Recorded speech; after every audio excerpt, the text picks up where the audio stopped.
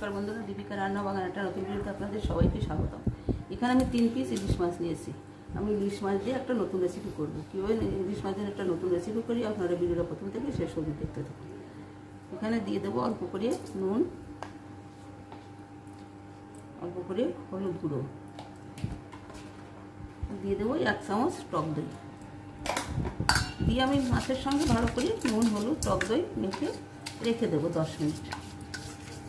এখানে বেগুনগুলো আমি গোল গোল করে কেটে নিয়েছি, বেগুনে নুন হলুদ মেখে নিচ্ছি।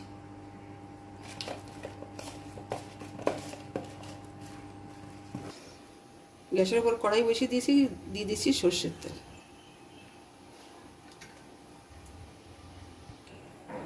তেলটা গরম হয়ে গেছে, দিয়ে দিচ্ছি ইলিশ মাছ।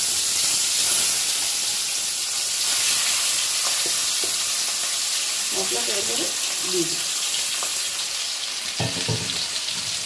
আমি হালকা করে ভেজে নেব।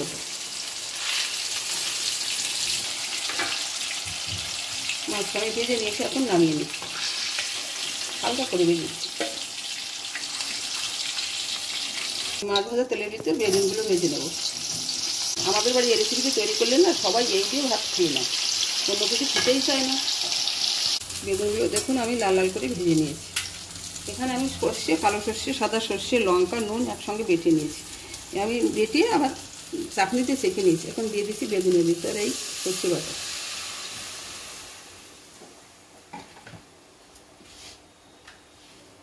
দিয়ে দিচ্ছি পরিমাণ মতো নুন, দিয়ে ঢেকে দেব। এর ভিতরে দিয়ে দেবো ভেজে রাখা ইলিশ মাছ।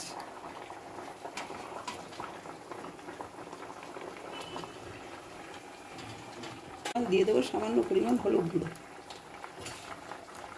বেগুনে বেশি হলুদ দিলে না কেমন হলুদের গন্ধ হয়ে যায়, তাই অল্প করে হলুদ দিচ্ছি। যেহেতু আমার নুন হলুদ মাখানো রয়েছে বেগুনে, তারপরে মাছে, আমি আবার একটু ঢেকে দিই। এর ভিতর দিয়ে দিচ্ছি অল্প করে চিনি, যেহেতু বেগুন তো একটু মিষ্টি মিষ্টি ভালো লাগে। আর দিয়ে দিচ্ছি কাঁচা সর্ষের তেল।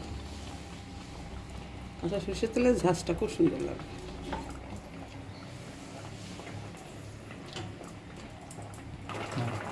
রান্না হয়ে গেছে আমার, এই দেখুন কত সুন্দর হয়েছে। রান্না হয়ে গেছে আমার ইলিশ মাছ দিয়ে বেগুন দিয়ে সর্ষে বাটা দিয়ে। এই রেসিপিটার নাম হচ্ছে ইলিশের বেগুন সুন্দরী। সত্যি বেগুন সুন্দরী দেখা যাচ্ছে, কত সুন্দর দেখাচ্ছে না, সুন্দর লাগছে।